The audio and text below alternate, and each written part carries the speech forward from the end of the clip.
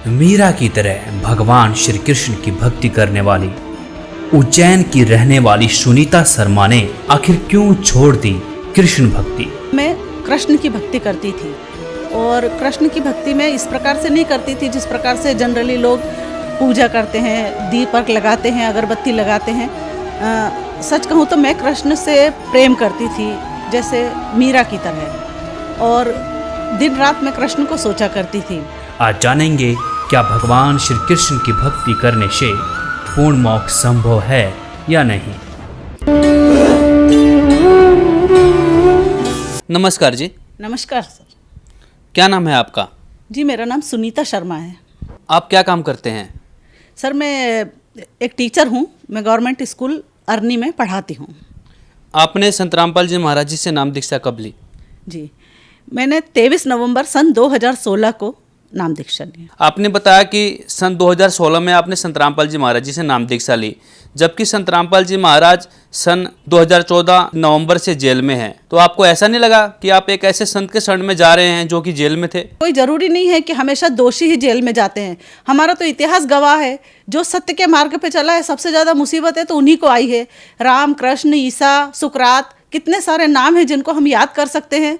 तो सर इस बात से मुझे कोई फ़र्क नहीं पड़ता कि किसी सच बोलने वाले को यदि जेल में डाल दिया जाए तो उस सच को कोई दुनिया या जमाना दबा सकेगा, क्योंकि ये मार्ग ऐसा है कि जो इसे एक बार इस ज्ञान को समझ लेगा वो किसी भी हालत में इसे छोड़ के किसी और जगह पे नहीं टिक सकेगा। संत रामपाल जी महाराज जी से नाम दीक्षा लेने से पहले आप क्या भक्ति साधना करते थे? क्योंकि मैंने अपने एक गुरुजी से सुना था कि यदि हम किसी भी चीज़ को दिन रात सोचते हैं तो यदि वो चीज़ अंत समय तक भी हमारे मन में होती है तो मृत्यु के बाद हम उसी स्थान पर पहुंच जाते हैं। इसलिए मैं दिन रात कृष्ण को सोचा करती थी, कृष्ण को चाहती रहती थी। आप संत रामपाल जी महाराज के शरण में कैसे आए? जब एंड्रॉयड फ़ोन आए और उसमें व्हाट्सएप के ग्रुप बने तो परमात्मा की एक बहुत प्यारी हंस आत्मा श्री अंतिम खंदार जी मेरे संपर्क में आए। उन्होंने मुझे अपने व्हाट्सएप ग्रुप में जोड़ा और उस ग्रुप में मैंने देखा कि लोग सभी तरह की पोस्ट करते थे, तो मैंने सोचा क्यों ना मैं अपनी कृष्ण भक्ति की कविताएं इसमें डालना शुरू कर दूं। तो मैं प्रतिदिन अपनी एक वंदना जो लिखती थी वो मैं अपने व्हाट्सएप ग्रुप पे कृष्ण भगवान की फ़ोटो के साथ में डाल देती थी। तो अंतिम सर उस चीज़ को बहुत उन्होंने एब्जॉर्व किया। उन्हें लगा कि इनके अंदर भक्ति की भावना बहुत है किंतु इनका मार्ग सही नहीं है। तो उन्होंने मुझे समझाने की कोशिश की व्हाट्सएप के माध्यम से कि मैम आप जो भक्ति कर रहे हो ये सही नहीं है, इससे आपका मोक्ष नहीं हो पाएगा।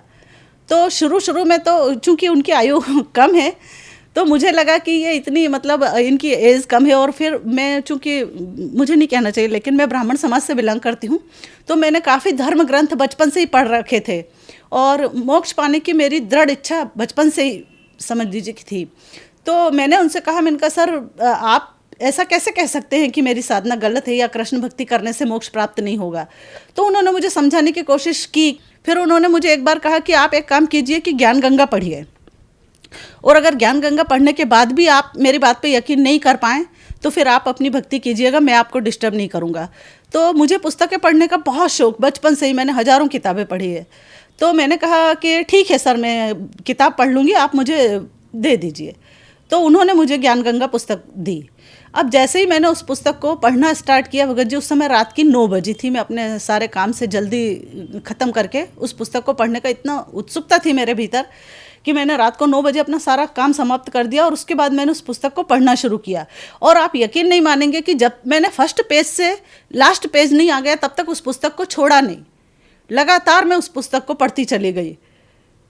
और जैसे ही वो पुस्तक समाप्त हुई तो मुझे ऐसा लगा कि जैसे किसी ने मेरे को भीतर से पूरी तरह से झंझोड़ के रख दिया हो, क्योंकि वो जो सवाल जो अनेक धर्म ग्रंथ पढ़ते हुए मैंने भागवत पढ़ी, मैंने गीता पढ़ी, मुझे मेरे पिता ने 12 वर्ष की उम्र में गीता हाथ में दी थी और कहा था बेटा सच इसमें से ही निकलेगा, जब तक सच ना निकल जाए इसको पढ़ते चले जाना। तो मैं गीता भी बहुत पढ़ी थी। तो जब उन सारे गीता के वेद पुराणों के रहस्य उस पुस्तक में से खुले, क्योंकि जब मैं बुक पढ़ती थी तो मेरे अंदर बहुत सारे प्रश्न खड़े होते थे उन पुस्तकों को लेके। तो गीता ज्ञानदाता ने 2 श्लोकों में इस बात को कहा है कि मेरे द्वारा दी गई गति भी अनुत्तम है। तो मैं ये सोचती थी कि अनुत्तम का अर्थ अति उत्तम कैसे हो सकता है? उत्तम यानी गुड होता है और अनुत्तम यानी बैड होता है। जैसे उत्तीर्ण यानी पास होता है, अनुत्तीर्ण यानी फेल होता है। तो ये बात मेरे अंदर हमेशा खटकती थी। दूसरी बात, जब भी मैं गीता पढ़ती थी मैं उसकी गहराई को समझ नहीं पाती थी, किंतु मैं ये सोचती थी कि चूंकि पूरा संसार, पूरा विश्व इस किताब को सबसे उत्तम मानता है, तो हो सकता है इसमें कुछ ऐसा रहस्य हो जो मेरी बुद्धि से परे हो।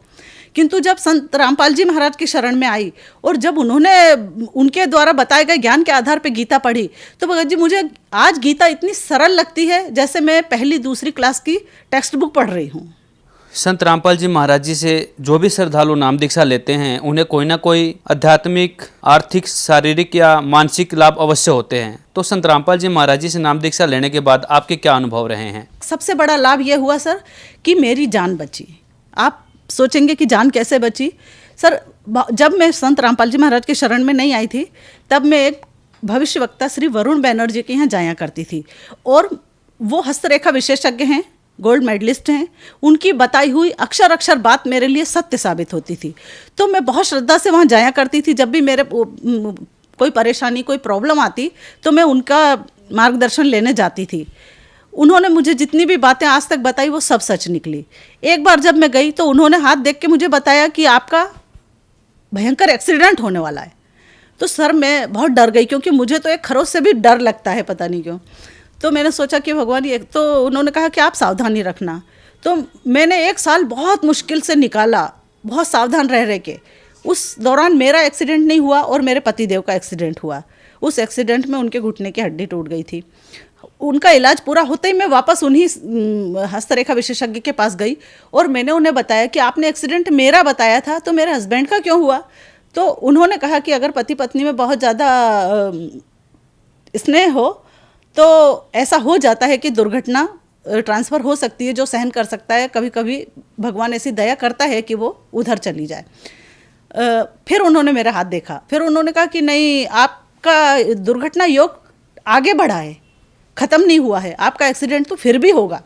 तो मैं और ज़्यादा डर गई। मैंने कहा भगवान, इतने दिन मैंने इतनी टेंशन में निकाले हैं और इसके बाद भी वही है परिस्थिति। तो इसके बाद ऐसी कृपा हुई कि मैं संत रामपाल जी महाराज की शरण ग्रहण कर चुकी थी और मुझे प्रथम नाम मिला था। प्रथम नाम मिले बहुत अधिक दिन भी नहीं हुए थे। एक जगह भक्त मिलन समारोह सत्संग का आयोजन किया गया, तो मैं वहाँ जा रही थी। जनरली मैं कभी अकेले नहीं जाती, लेकिन उस दिन ऐसा योग लगा कि मुझे बस से जाना पड़ा और अकेले जाना पड़ा। तो भगत जी, मैं अपनी आंख बंद करके अपना नाम स्मरण कर रही थी, तो मुझे पता नहीं चला, मतलब जैसे एक्सीडेंट हुआ तो सामने की सीट से मेरा सिर बुरी तरह से टकराया। तो मैंने सोचा कि ये क्या हुआ। मैं सीधी हुई, मैंने आँख खोली और सबसे पहले मैंने अपने माथे पे से हाथ फेर के देखा। मैंने कहा इतनी ज़ोर से टकराई तो मुझे यहाँ दर्द क्यों नहीं हो रहा है? होना चाहिए, मतलब स्वाभाविक है कि हमारा सिर टकराएगा तो दर्द होना चाहिए। तो मुझे ज़रा भी दर्द का एहसास नहीं हुआ। तो मैं आश्चर्यचकित रही। मैंने 2-3 बार ऐसे करके देखा तो ना कोई निशान था चोट का, और मैं ऐसे करके जब देख रही थी तो मेरे हाथ के ऊपर कुछ गरम गरम महसूस हुआ मुझे।